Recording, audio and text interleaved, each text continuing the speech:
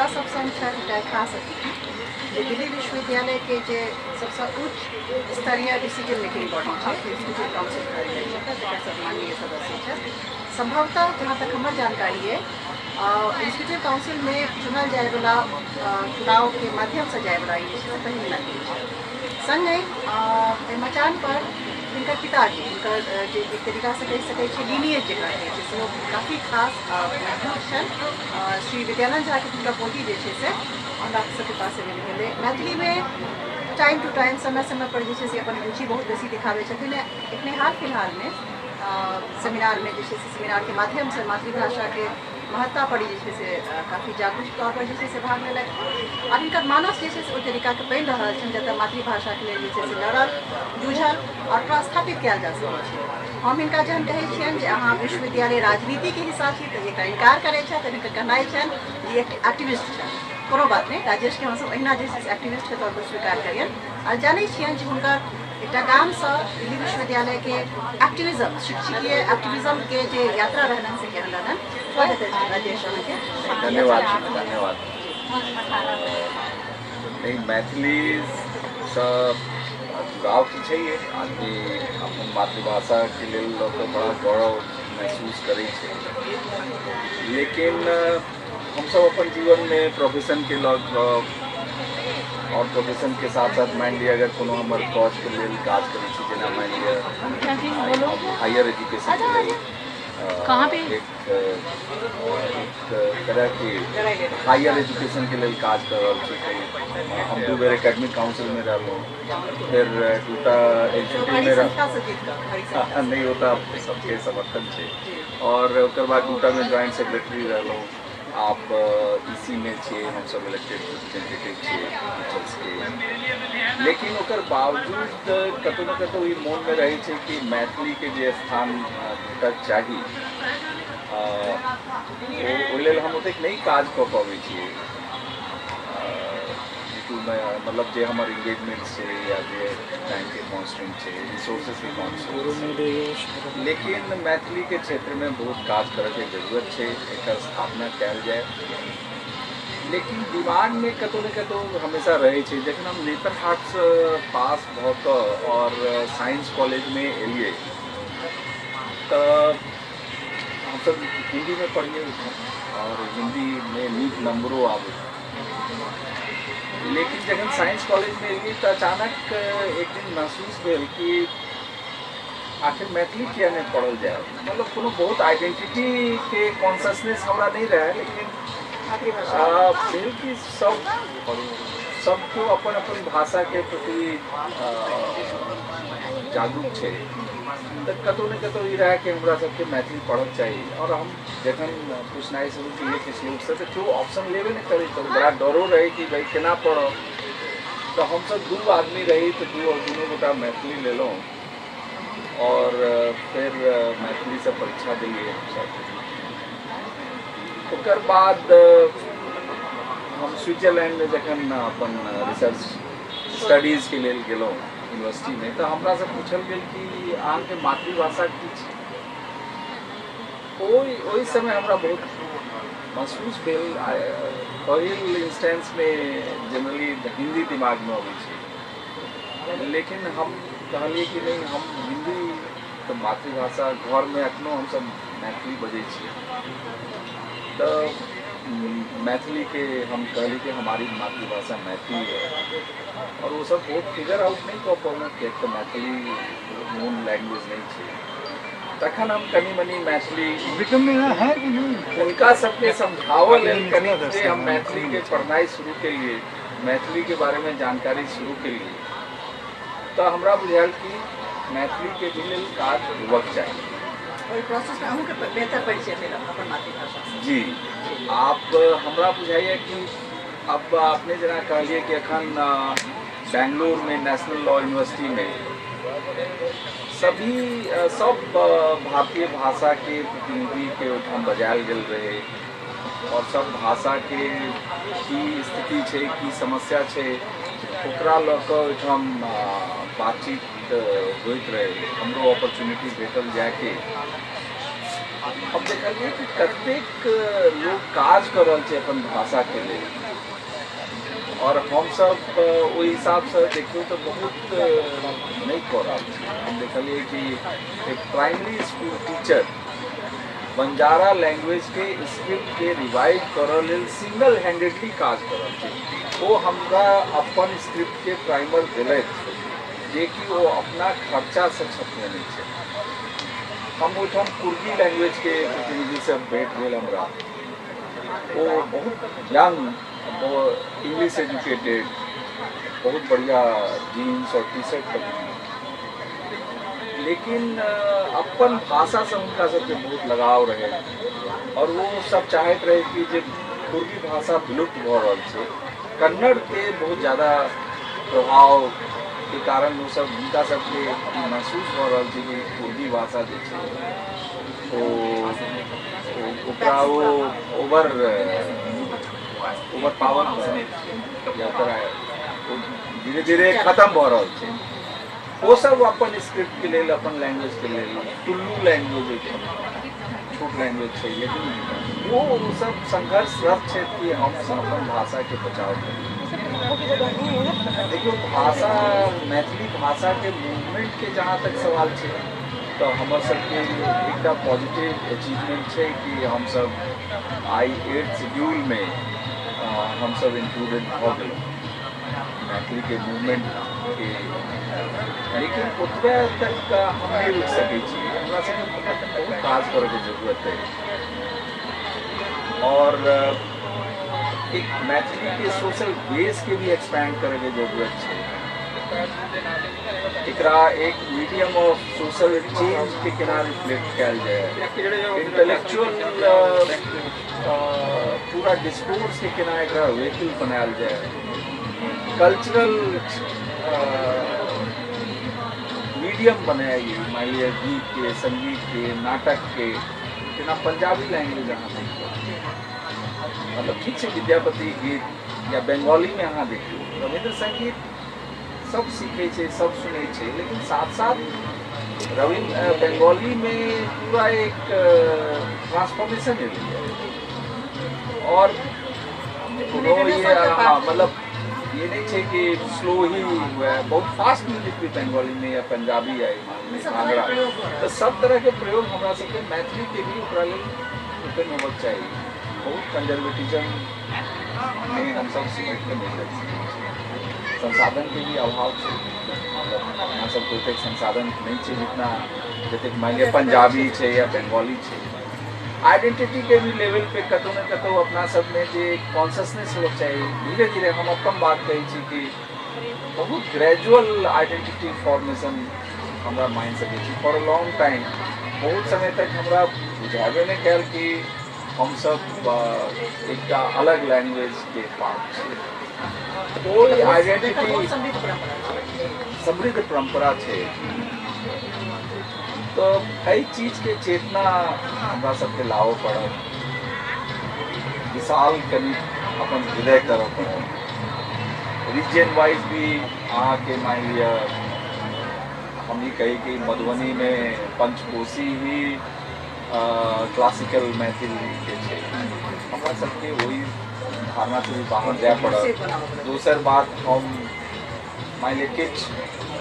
सामाजिक वर्ग के लोग जो मैथिली यूज करे छे वह सब क्लासिकल मैथिली छे। एकटा प्रश्न अहाँ लोग लिए स्वयं राजनीति शास्त्र भाषा के राजनीति जैसे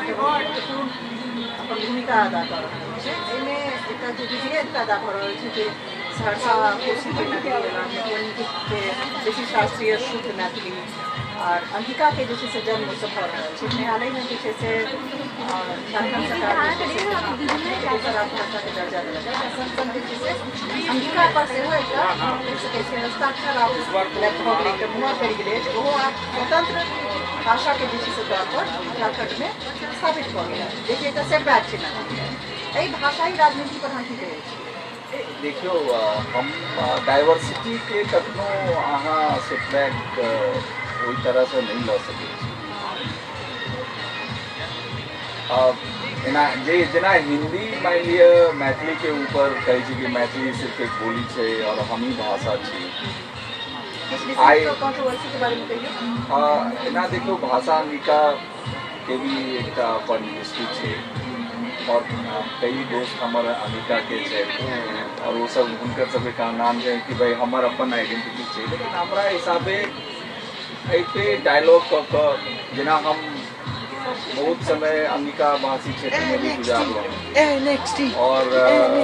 अंगिका भी बाजि सकै छी और मैथिली भी बाजि सकै छी। और मैं अंगिका भाषी क्षेत्र में भी हम देखलिए कि बहुत लोग एहन छै जे मतलब अंगिका भी बाजि सकै छै, लेकिन वो मैथिली के एक एहन लैंग्वेज के रूप में यूज करै छै कि कनि हाई स्टैंडर्ड के अहाँ कहि सकै छी। तो एहि के ऊपर हमरा बुझाइ छै कि अहाँ अगर देखियो तो सारा रीजन जे छै, मान लिअ भागलपुर छै या पूर्णिया छै या सहरसा छै या दरभंगा मधुबनी छै या समस्तीपुर छै, बेगूसराय छै, वेरिएशंस छै बट कॉमन थ्रेड छै। कोई कॉमन थ्रेड के पहचानना चाहिए और कोनो भाषा रिक्स तखने हेतै जखन हम डाइवर्सिटी के एक्सेप्ट करबै। अंगिका के जे नीक चीज छै वो मैथिली में आबऽ चाहिए, बट वो पूरा रीजन के अहाँके कतहु ने कतहु एक कॉमन लैंग्वेज के रूप में मैथिली के हमरा सबके ओकरा दिशा में सोचक चाहिए विदाउट हम डाइवर्सिटी के जे विभिन्नता छै, अंगिका के आइडेंटिटी छै या वर्जिका जे आइडेंटिटी छै, ओहि आइडेंटिटी के प्रोटेक्ट करे मैथिली एक पैघ अम्ब्रेला के रूप में उभरे। कई तरह की चीज़ें आ सकती करना पड़ा और एक चीज़ की तरफ और हम ध्यान मतलब सोचनाई शुरू करूँ कि देखियो आसाम में करीब 13 मिलियन पीपल 2001 के सेंसस कहे छे कि 13 मिलियन पीपल जो छे लोग छे वो असमीज बोली और हमर सबके करीब 12.25 सवा 12 मिलियन लोग जो छे वो मैथिली बजे छे। लेकिन अहाँ स्टेटस में देखियो कते अंतर छे आसामी के स्टेटस में और मैथिली के स्टेटस में कते मतलब आई के राजभाषा छे आसाम के उनकर स्क्रिप्ट प्रमोट हुई छे, आसामी में बढ़िया सिनेमा बने छे, भूपेंद्र हजारिका पूरा नेशनल फिगर बने छे। कतौ न कतौ देखियो इट्स नॉट पॉलिटिक्स, लेकिन पॉलिटिकल पेट्रोनेज अहाँ के भाषा के संस्कृति के बढ़ोतरी के लिए कतौ न कतौ जरूरी छे। मैथिली के आई अगर स्थिति दोयम छे अपन हम कहे छी मिथिलांचले में ओकर कहीं न कहीं हिंदी के विरोध में मजबूत हिंदी की चाहे छी, लेकिन हम संसद मजबूत कतौ न कतौ कोनो न कोनो स्टेज पे ओकरा सेकेंड ग्रेड लैंग्वेज के रूप में गिन देल। ताहि दुआरे आई हमर अपन क्षेत्र में नंबर 2 ही भाषा और के पीछा IIT गुवाहाटी में पढ़ा रहे थे मुकेश झा, तो मैथिली के मूवमेंट लोग बहुत बढ़िया काज करे, उनके ऑक्सफोर्ड यूनिवर्सिटी प्रेस से बहुत प्रतिष्ठित बात है। अहाँ ओहिमे देखियो पूरा केना वो हिस्टोरिकल इवोल्यूशन के पूरा ट्रेस केलखिन है। 1830 में जखन तिरहुत कमिश्नरी में सर्वे भेलै तो सर्वे में पायल गेलै कि तिरहुत कमिश्नरी में जे अहाँ अपन वर्तमान में दरभंगा मधुबनी के क्षेत्र छै ओहिमे प्राथमिक शिक्षा जे प्रदान कयल जाए या शिक्षा के माध्यम जे रहे वो मैथिली रहे। तो ये तो अंग्रेज सब जे हिंदी ले 18वीं सदी 19वीं सदी तखन जाकर मैथिली के स्थान जे छै कतौ न कतौ में कमी भेल। ओकरा हमरा सबके ग्रेजुअली ओकरा रिक्लेम करे के जरूरत है, काज करे के जरूरत है और एक प्राइड भी हमरा सबके आबक चाहिए कि मैथिली के प्राइड कि हमारा अपन आइडेंटिटी है, हमार रिच लैंग्वेज है, हमार रिच कल्चर है। और क्योंकि वो भाषा से और बहुत की जुड़ल छै। बिल्कुल एकटा प्रश्न अतै अछि राजेश अहाँसँ जे किछु दिन पहिने जे छै से मैथिली भोजपुरी अकादमीके माननीय सदस्य सेहो रही और हमरा लगैए हमरा बुझने अहाँके समझ एकटा जे भाषाके अराउंड जे एक्टिविज्म बात करै छी जे राजनीतिमे अहाँ काफी जे छै से काफी एक्टिव छी आ काफी प्रखर छी, तही किस्मके प्रखरता जे छै कि देखैत जे छै से अहाँके खास कऽ कऽ प्रवासी सबके लऽ कऽ ओतऽ राजधानी दिल्ली में जे मैथिलीके लऽ कऽ कोन सब काज एहन छै जे कयल जा सकै छै तकर विषयमे अहाँके किछु योजना या किछु नहीं, हम 1 साल मैथिली भोजपुरी अकादमी में सदस्य रहलों और हमारा दुख है बात के कि विश्वविद्यालय के अंदर काफ़ी सरगर्मी रहले हायर एजुकेशन के ऊपर जे अखन पॉलिसी छै अहाँ जनै छियै ओकर लऽ कऽ पूरा टीचर एसोसिएशन जे रहे काफ़ी एक्टिव रहे तो ज़्यादा टाइम तो हम नहीं दऽ पेलिए, लेकिन किछु एहि दिशा के तरफ हमरो ध्यान गेलै। एक तो देखो जो मिथिलांचल क्षेत्र के लोग रहे छै उसमें ज़्यादातर लोग मजदूर और रीसेटलमेंट एरिया टाइप की जगह छै, नांगलोई छै या अहाँ के संगम बिहार छै, तो हम उस समय भी ई सलाह देने रहिए कि ओहिठाम के लोग के नॉट प्लेस एनाई एक मुश्किल भऽ सकै छै। एहि तरह कार्यक्रम एक सारा पानी का सड़क के न्यू चाहिए और किछु एहि दिशा में काज भी भेलै डिफरेंट एरियाज में एहि तरह सबके ऑर्गेनाइज करऽ के दिशा में किछु काज भेलै। दोसर बात हमर कुछ सजेशंस और भी रही कि अहाँ एकेडमिकली भी हमरा सबके मैथिली के इनरिच करऽ चाही, अहाँ रिसर्च लेल फेलोशिप दियौ और दोसर बात ई छै कि अहाँ देखियो सबसे अगर मैथिली के हम दिल्ली के कॉन्टेक्स्ट में देखियो तो अहाँ सबसे पहले अहाँ कैच देम यंग बच्चा के ऊपर अहाँ के फोकस करू, केना ओ मैथिली सीखे, केना ओ अपन हमर सबके पेंटिंग जे छै वो सीखे, केना ओ लोक कला सीखे। तो एक हमार कहना रहे कि बजाय हम सब बहुत सेमिनार ऑर्गेनाइज करी या एहि तरह चीज़ में हम पाई खर्च करी, हमरा सबके डिफरेंट क्षेत्र में जाकर वर्कशॉप्स बच्चा सबके लिए ऑर्गेनाइज करे चाहिए। बिकॉज हम सब कोई क्षेत्र से बाहर आए दिलों में हमार सबके बच्चा के ऊपर बहुत प्रेशर छै, अंग्रेजी भी सीखना है, साइंस भी सीखना है, ओकरा फ्रेंच जर्मन भी सीखना है, संस्कृत भी सीखना है, अंडर ट्रिमेंडस प्रेशर तैयार लेकिन केना हुनका लग हम मैथिली लऽ जाए, टेक्नोलॉजी के भी इस्तेमाल कर सकते हैं। तेसर बात मैथिली के हमरा सबके इंक्लूसिव बनाबे पड़त, तो अहूँ से हमरा कई बेर डिस्कशन भेल और जखन भी हम कोनो सेमिनार ऑर्गेनाइज करलहुँ तो हमारी हमेशा पॉइंट रहल छलै कि सब वर्ग के महिला भी रहे, दलित भी रहे, माइनॉरिटीज भी जो मैथिली स्पीकिंग है वो भी सेमिनार में हिस्सा बने, सब वर्ग के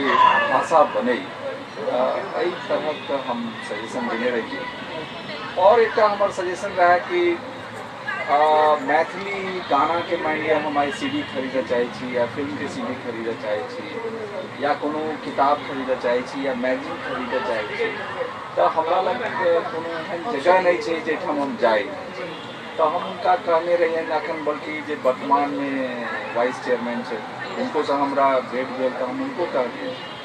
कि अहाँ एक जगह एहन सेंट्रली लोकेटेड जगह में एक जगह दियो जैठाम अहाँ एहि तरह चीज के रखियो। एंड कॉफ़ी हाउस मिथिला के भी एक कॉफ़ी हाउस हो जैठाम हम जाए साँझ में कॉफ़ी पीबी और मैथिली मिथिलांचल के लोग से हमरा भेंट हुए और कुछ हम डिबेट डिस्कशन ओहिठाम हेतै तो ओहिसँ एक इनरिचमेंट के प्रोसेस शुरू हुए। तो ये सब छोट छोट रहे लेकिन हमार टेन्योर बहुत कम रहे, लेकिन हमार सहयोग अखनो जे सब क्षेत्र उनका संगे रहते हैं और हम खास कर जखन बेंगलोर से एलहुँ हैं तो हमरा बुझाइए कि भाषा के लिए हमरा सबके अब अहाँ रुझान भऽ रहल अइ। रुझान मतलब आगा भऽ कऽ हम कतेक वहीके काज कऽ पहिले नहीं जानै छियै, लेकिन जे सब काज करैत रहै छथि हम हुनका सबसँ जरूर ज़्यादा टच में आबि रहल छी। अपना तरफसँ हम कहि रहल छी कि हमरा सबके अहाँके समर्थन चाही विश्वविद्यालय से। कते जे छै से एकटा आर प्रश्न सेहो अछि जेना कॉफी हाउस के या फिर एकटा बचान के कल्चर के मॉडर्नाइज करैके कोशिश करै छै, बहुत नीक विमर्श छै। ओहि विमर्श के एकटा हिस्सा इहो छै जे एतऽ कएटा केंद्रीय विश्वविद्यालय जे छै राष्ट्रीय राजधानी दिल्लीमे, ओहिमे मैथिलीके पढ़ाइ जे छै से पठन पाठनके प्रक्रिया नहीं तऽ स्कूलमे छै, नहीं तो केंद्रीय विद्यालय के स्तर पर है, नहीं CBSE एखन तक अडॉप्ट केने छै, नहीं है अहाँ काफ़ी अहम भूमिका में छी विश्वविद्यालय राजनीति अहाँके लगैत अछि कि कोनो भविष्य एहि मादे देखल जा सकै छै जे प्राइमरी एजुकेशन से लऽ कऽ हायर एजुकेशन तक जे छै से शिक्षा तक जे छै से मैथिली के एकटा विषय के तौर पर जे छै से इंट्रोड्यूस किया जा सकै के विषय में होबक तऽ चाही। किएक तऽ देखियो आइ 19वीं सदी में ही कलकत्ता यूनिवर्सिटी में खुललै और कई और भी यूनिवर्सिटी में छै, पटना यूनिवर्सिटी में छै, बिहार यूनिवर्सिटी में छै, मिथिला यूनिवर्सिटी में तो चाहिए। तो यूनिवर्सिटी में एक आकस्मिक विषय के रूप में ओहिठाम पढ़ाई भऽ रहल छै, रिसर्च भऽ रहल छै, तो दिल्ली विश्वविद्यालय में किया नहीं होक चाहिए। बल्कि हम एक बहुत इंटरेस्टिंग चीज़ आई अहाँ से शेयर करऽ चाहै छी कि हम जखन एकेडमिक काउंसिल में रहिए तो अखन जे राष्ट्रीय सिंधी संस्थान के जे डायरेक्टर छे रवि जी, वो एकेडमिक काउंसिल में मेंबर रहे और हमरा संगे हम दोनों एकेडमिक काउंसिल में संगे संगे बैसिए। तो हुनकर जे नानी गाम छै वो मधुबनी में छै, तो वो सिंधी लैंग्वेज भी जानै छथिन और मैथिली वो बहुत वेल वर्स नहीं छै, बट मिथिला लैंग्वेज से मिथिला कल्चर से वो हमेशा अपना के बड़ा काफ़ी नीक लागे। तो वो हमरा कहला और अहाँ सब भी हमरा कई बार डिस्कशन भेल कि एहि दिशा में हमरा सबके प्रयास करक चाही कि मैथिली के एहिठाम पढ़ाई शुरू हुई दिल्ली विश्वविद्यालय में। तो एहि तरह जे भी प्रयास होते हम किछ जे राजनीतिक लोग छै उनकोसँ एहि दिशा में बात भेल और प्रयास चल रहल छै। धीरे धीरे एकरा कंक्रीट शेप में लायल जेतै और विश्वविद्यालय में हमरा तरफ से जे कोशिश होबक चाहिए जरूर करबै। जे अथी में छियै पोजीशन में छियै ओहिमे काफी स्कोप है यहाँ के पास ऑलरेडी, आप बाकी सबके आउटसाइडर छियै, अहाँ इनसाइडर छियै, एतेक पैघ संस्था के डिसीजन मेकिंग बॉडी के पार्ट छियै। राजेश अहाँ लए बहुत बेसी आसान है या कहि सकै छी जे अहाँके सक्रियता जे छै से एकटा बहुत अहम रोल इस भूमिका जे छै से अदा कऽ सकै छै। अहाँके तरफ जे छै से नेचुरली एक प्रवासी मैथिल से लऽ कऽ अपन मिथिलांचल क्षेत्र सेहो जे छै से एकटा आशा के नजर से देख रहले से अहाँके ज्ञात हेबाक चाही। तो जहिना अहाँके पिता के विद्वतापूर्ण ज्ञान से भरल किताब पहचान पर सुशोभित छै, ई देख कऽ अहीँके नहि हमरो गर्व होइए और हमरा सबके गर्व होइए। तहिना जे छै से हिनकर लीनिएज के जे छै से बढ़ावे के दायित्व जे छै से कतहु ने कतहु अहाँ पर अछि और ई चीज के नहीं हम कोशिश करबै। देखियो धीरे धीरे आदमी के क्या बहुत लार्जर चैलेंजेस छै। अखन टाइम भी हमरा सबके ओतेक नहीं है कि हम ओते आगे खींच सकी, क्या सरकार जेना फंड स्क्वीज कऽ रहल छै। आ यहाँ नया कोर्स शुरू करऽ लेल मांगियो तो UGC कहै छै कि आप सेल्फ फाइनेंसिंग मोड में शुरू कर लीजिए। ये सब चुनौती छै, लेकिन एजुकेशन पे ज़्यादा खर्च होई तखन जाकर हम जे मैथिली लैंग्वेज या अन्य एहन लैंग्वेज के हम प्रमोट करे के सोच सकै छी, जे चुनौती छै। लेकिन आब लार्जर चेंज हेतै तखन हम कहबै से हमरा सबके दुनू हम ओहू फ्रंट पे लड़बै और इहो फ्रंट पे लड़बै। तो हम अहाँ सभी कई बार इस बारे में बात भी भेल एहिमे एहि दिशा में काज चल रहा है और जल्दी ही यहाँ के कुछ कंक्रीट एहिमे भेटत। तो दिल्ली में भी जे अपन मैथिली समाज के जे बच्चा सब छै और अगर मातृभाषा में पढ़ावा से बच्चा बेहतर छात्र भऽ सकै छै तो हुनका सबके किया अहाँ मरहूम राखै चाहिए उनको लेल मैथिली भाषा में शिक्षण के व्यवस्था हुई जेना और लैंग्वेज माइनॉरिटी लैंग्वेज वाला सबके जमीन दिल गेले स्कूल बनावे के सुविधा दिल गेले तो हमरा सबके भी ओई दिशा में सोचक चाहिए काज करक चाहिए और हम सब एहि दिशा में भी आगे बढ़ी देखियो गुजराती समाज की तरफ से सरदार पटेल स्कूल है आंध्रा के स्कूल है केरला के स्कूल है तो मैथिली सबके भी होना चाहिए तो एहि तरह काज हम सब कोशिश करी ओहिमे हमर सबके सहयोग रखते तो विश्वविद्यालय के स्तर पर में बहुत पैघ मुहिम के जैसे से अपन सहयोग देलिए और आगू लऽ के लिए अहिना जैसे से कतौ न कतौ मैथिल समाज अहाँ से एक्सपेक्ट करत जे अपने जे सब कहलिए जेना मौलिक अधिकार के बात होइए मातृभाषा में प्रवासी मैथिल से दिल्ली में जैसे से वह सब सुविधा भेटबाक चाहिए जे अन्य प्रांतीय भाषा ई सब भेट रहल छै ताहि मादे जे छै से अहाँ सब हमर सबके मैथिल मचान के एकटा अथी रहत अपेक्षा रहत हम सब देखब अहाँ के तरफ जे अहाँ जे राजेश जे छै से आगू की सब कऽ रहल छथिन संगहि जे छै से अहाँ अपने किछु कहऽ चाहैत होइए मैथिली भाषा भाषी सब लए विश्वविद्यालय राजनीति ला काफी महत्वपूर्ण दिन छै जतऽ विश्वविद्यालय के शिक्षक सबके जे छै से मौलिक अधिकार के मांग लऽ कऽ जे छै से वाटर कैनन हुनका सब पर चलायल जा रहल छै ओतऽ से अहाँ आबि रहल छी क्रूशियल टाइम पर जैसे से बिल्कुल अहाँ ठीक कहलिए कि कैंपस में बहुत अनइजी माहौल है और जे भाषाई विभिन्नता है वो और कैंपस के जो विभिन्नता है दिल्ली यूनिवर्सिटी अलग है JNU अलग है जामिया अलग है तो कहूँ के मतलब आई जे सारा परिस्थिति बन रहा है उसमें विभिन्नता में बड़ी असहजता के वातावरण भ रहा है ओकरा से काउंटर करे के जरूरत है दोसर बात चुनौती के जहाँ तक बात कर लूँगा कि शिक्षा के क्षेत्र में ही खर्च कम हो रहा है शिक्षा के कटौती कम हो रहा है मैथिली के विकास केना हेतै तो मैथिली हम मान लिया मांग करे कि आ मैथिली में अहाँ पढ़ाऊ हमरा तो सरकार कहते भाई हम मेरे पास तो पैसा नहीं है आप अपना पैसा लगा करके और आप पढ़वा लो तो ये चुनौती है तो कतौ ने कतौ ये सारा इश्यूज मिलल जुलल है और हमरा सबके एकरा समझे के जरूरत है तेसर बात अहाँ ई बात के जनै छियै कि एक तरह विचार देल गेलै है सरकार की तरफ से कि मैथिली भाषा के अपन स्क्रिप्ट नहीं है हम जरूर एकरा से एग्री नहीं करै छी कियाक तऽ एकर एक लॉन्ग टर्म इफेक्ट पड़तै हमर सबके भाषा के एक बहुत ही रिच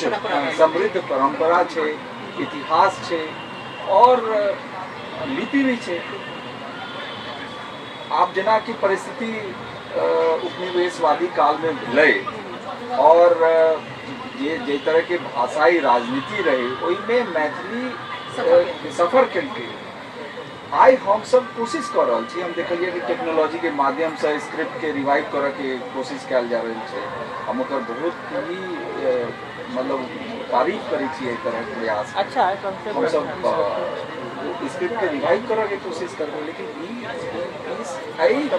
ई तरह मैसेज जे अगर छै त हमरा सब गोटा के एई तरह मिलकर काज करक चाहिए कि जे मैथिली के स्थान छै